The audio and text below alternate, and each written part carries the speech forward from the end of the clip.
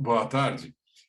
Hoje nós vamos falar sobre dois aspectos importantes que têm a ver com o tipo de cruzamento que acontece dentro das populações, começando pelo que acontece em famílias, tá? Então a gente vai abordar hoje endogamia e heterose.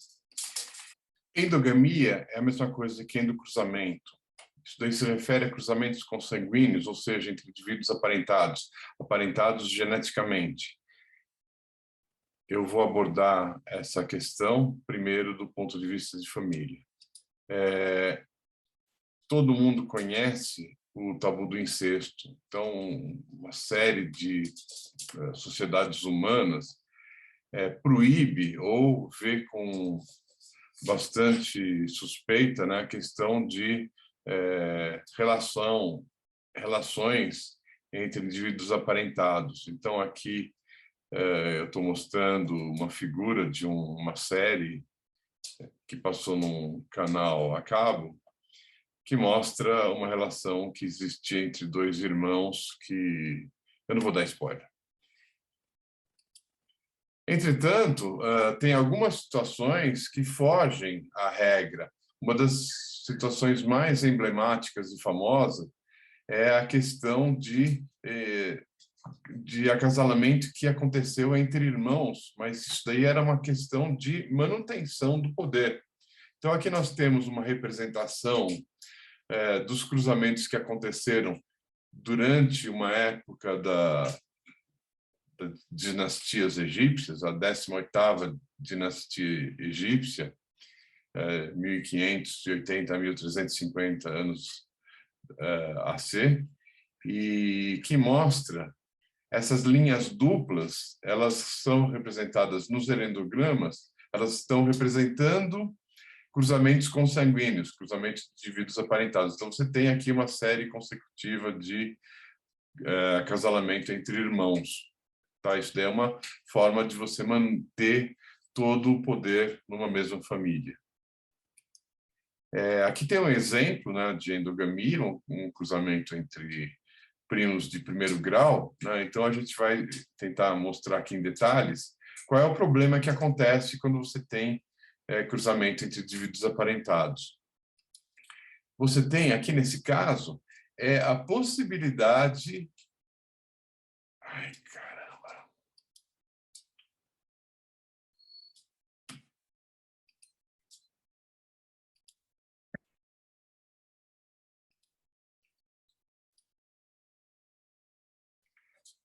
O que acontece quando você tem um cruzamento entre indivíduos aparentados é a possibilidade de aparecer um homozigoto a partir de uma única cópia. Por exemplo, qual o problema disso daí? Se você tem um alelo que é raro na população, se ele acontece numa família e você tem cruzamento de indivíduos aparentados, ele pode aparecer em homozigose quando o esperado numa população famítica, né, que as possibilidades de cruzamento de cada um são iguais, né, de cada dois membros quaisquer da população são iguais, você tem aí, nesse caso, se a frequência do gene é Q, a probabilidade de aparecer indivíduo homozigoto é Q ao quadrado. Então, se o Q é muito pequenininho, Q ao quadrado é muito menor ainda. Tá? Agora, se você tem a presença de um alelo que acontece com uma frequência muito maior do que Q ao quadrado na população, se você tem cruzamento entre os descendentes desse indivíduo, você tem um aparecimento aumentado desse homozigoto. Nesse caso, ele tem um nome especial chamado autozigoto. Para calcular as probabilidades de que isso aconteça, você tem que imaginar que cada vez que tem passagem desse alelo de uma geração para outra, você conta como um passo. Tá? Então, a possibilidade de que aconteça cada um desses passos é meio. Por exemplo, se tem indivíduo azão, azinho, a probabilidade de ele passar o gene azinho é meio, e assim por diante. Então, o importante, no caso do endocruzamento, é calcular a probabilidade de autozigose. Isso é feito assim. Você pega cada passo, né, que vale meio cada um, conta o número de passos necessários para que a coisa aconteça, e você tem essa possibilidade pela multiplicação de cada uma das probabilidades individuais. Então, nesse caso, dado que você tem um determinado alelo, um único alelo, a probabilidade de que ele seja autozigoto, no caso de cruzamento entre primos de primeiro grau, vai ser meio elevado à sexta, né, que você tem 6 passos necessários aí, marcados em vermelho, e isso dá 1 para 64. Agora, se nós pensarmos na probabilidade de qualquer um dos alelos presentes, independente se é homozigoto ou heterozigoto, a gente simplesmente pinta nos avós A1, A2, A3 e A4. A probabilidade de que qualquer um dos alelos presentes nos avós entre em autozigose no neto, isso daí vai ser 4 vezes 1 sobre 64, que é 1 sobre 16 avos. Esse é chamado coeficiente de endocruzamento, certo? Isso é uma forma de medir o grau de endogamia de natureza genética que existe numa determinada família, num determinado cruzamento, né? Então, aqui nós temos alguns coeficientes de endocruzamento de indivíduos que resultam de cruzamento entre pais com filhas, mãe com filhas ou entre irmãos, é 1/4. Meio-irmãos, primos duplos em primeiro grau, ou de tios ou tias com sobrinhos ou sobrinhas, é 1 sobre 8. Tios ou tias e meios sobrinhos ou primos em primeiro grau, como a gente já viu, né, é 1 sobre 16 avos. Primos em segundo grau é 1 para 32 e primos de terceiro grau 1 sobre 64. Aqui nós temos a representação de alguns desses cruzamentos que a gente mencionou na figura passada. Então, nós temos aqui, no caso número 1, o cruzamento de pai ou mãe com filho ou filha. Número 2, cruzamento entre irmãos. Número 3, cruzamento entre meio-irmãos, em que você tem um dos progenitores comum aos 2 pais. Você tem cruzamento tio-sobrinha e assim por diante, até o último caso, que você tem aqui o cruzamento entre primos de terceiro grau, tá? Então, notem que que está colocado abaixo da figura o valor do coeficiente de endocruzamento, que é diferente do coeficiente de consanguinidade, tá? Então, a relação entre eles o R é 2 vezes F, tá? São 2 formas de medir esse grau de parentesco que resulta no cruzamento.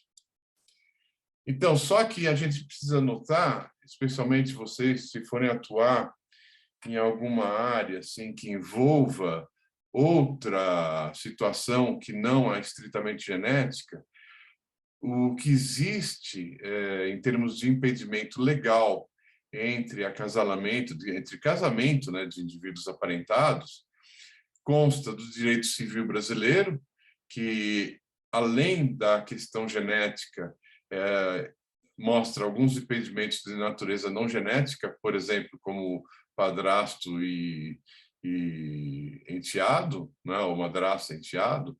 Então, você tem o direito canônico, que também tem algumas coisas diferentes do ponto de vista genético.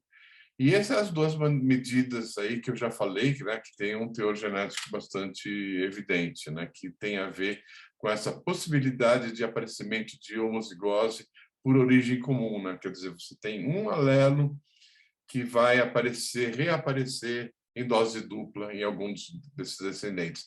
Então, o que precisa ficar claro é que essas situações, não a situação do direito civil, do direito canônico, né, que aquilo lá que é dado por alguma religião, as medidas não coincidem, tá? Então, por exemplo, né, na Bíblia não se menciona cruzamento entre primos, mas no direito civil e na genética nós temos esse efeito.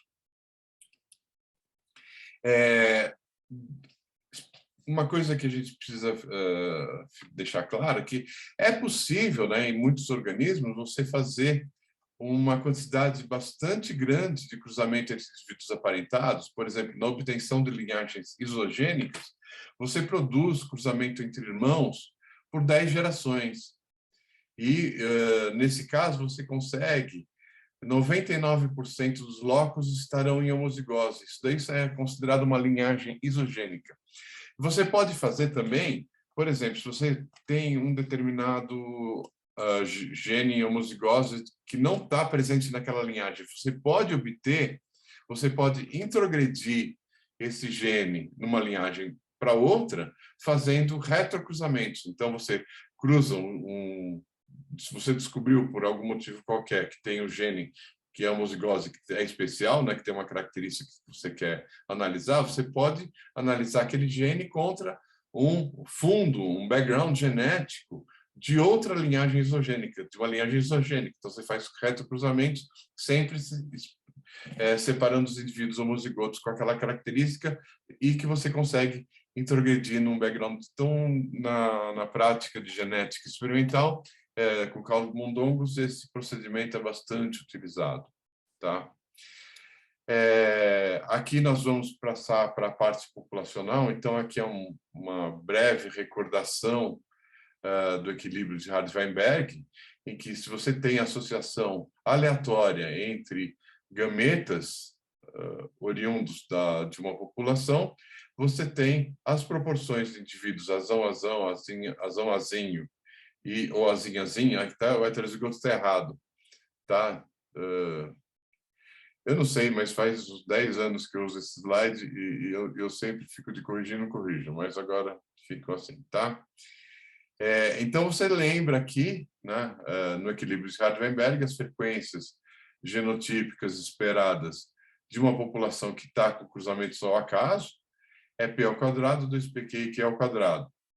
Agora, se você tem uma parcela da população que tem cruzamentos entre indivíduos aparentados, você pode também expressar, né, o equilíbrio que a gente chama de equilíbrio de Wright, porque foi o primeiro pesquisador, Sewell Wright foi o primeiro pesquisador que abordou esse tipo. Então, você tem a proporção dos genótipos de azão-azão, azão-azinho, azinho-azinho, em uma população que tem uma parcela dela que está com cruzamentos entre indivíduos aparentados.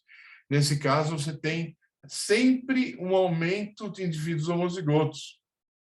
Porque notem que esse F é uma fração que é retirada dos heterozigotos. É o FPQ, 2FPQ retirado dos heterozigotos e é distribuído para os 2 homozigotos de forma equitativa.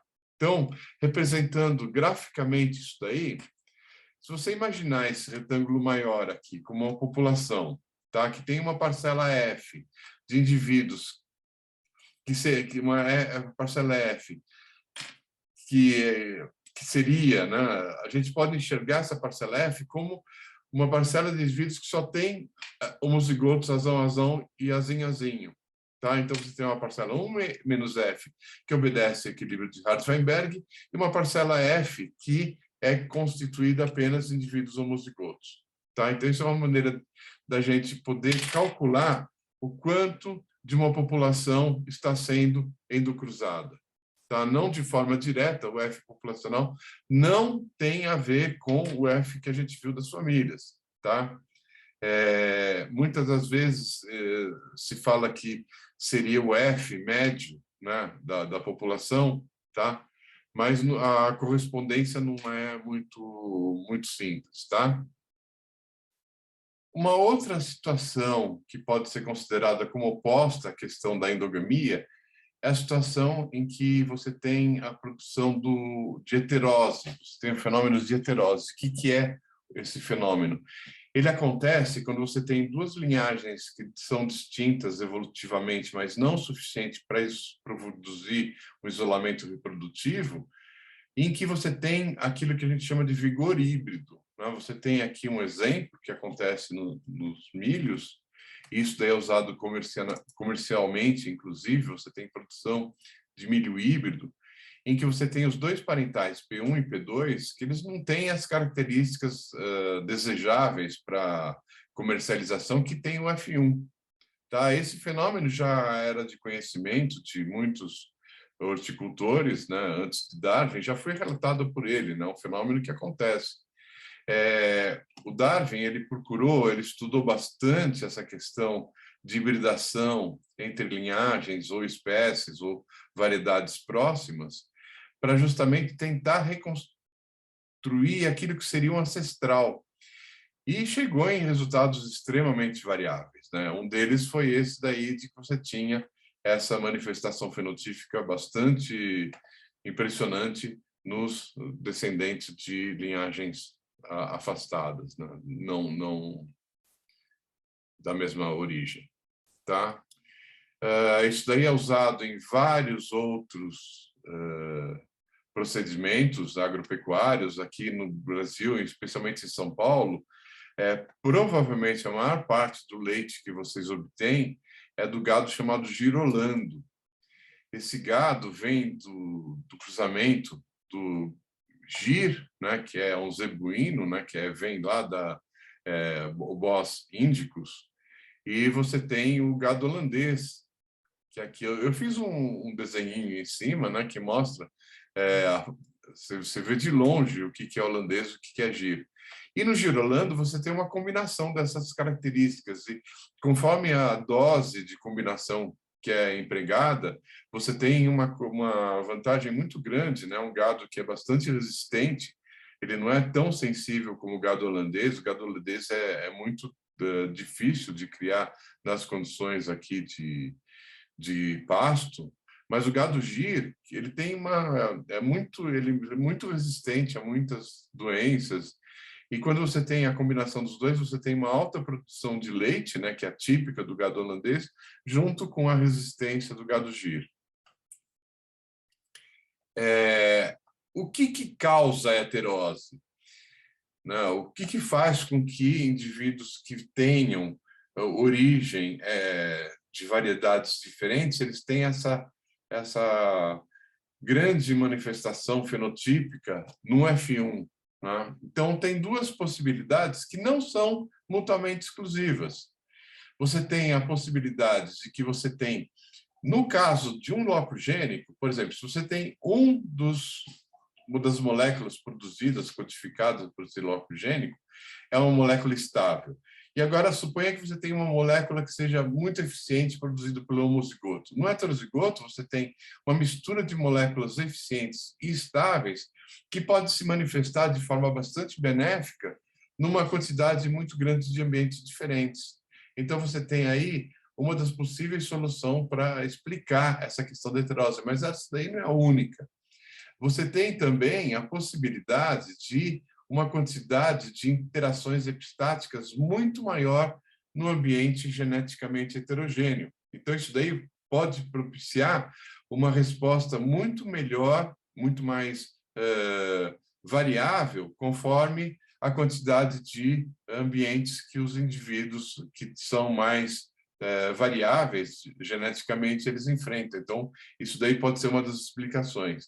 Tá, eu fiz um trabalho com drosófila durante um estágio de pós-doutorado que eu fiz, que mostrou exatamente isso, né? Que as interações epistáticas eram importantes porque eu conseguia fazer, por uma série de cruzamentos, indivíduos totalmente homozigotos. Então, o que eu mostrava é que realmente eram as interações epistáticas que eram responsáveis pelo fenômeno que foi observado de heterose nesses bichos. Eu vou finalizar aqui a apresentação, né? Essa é uma figura que mostra, são pessoas que indiscutivelmente tiveram sucesso tremendo nas suas áreas de atuação. Isso daí não foi feito de forma científica, foi simplesmente uma pinçada entre indivíduos que são realmente prodígios, né, em suas áreas, e todos eles têm em comum que eles têm uma diversidade de ancestralidade muito grande, quer dizer, são pessoas que têm origem étnica diferente. Então, embora isso daí não sirva como uma maneira científica de representar esse processo, certamente a gente pode assegurar que pureza genética e superioridades de raça é uma bobagem que não tem nenhuma base empírica ou mesmo teórica do ponto de vista genético, tá? Então a gente encerra essa apresentação por aqui e vocês vão passar para as atividades. Muito obrigado, até logo.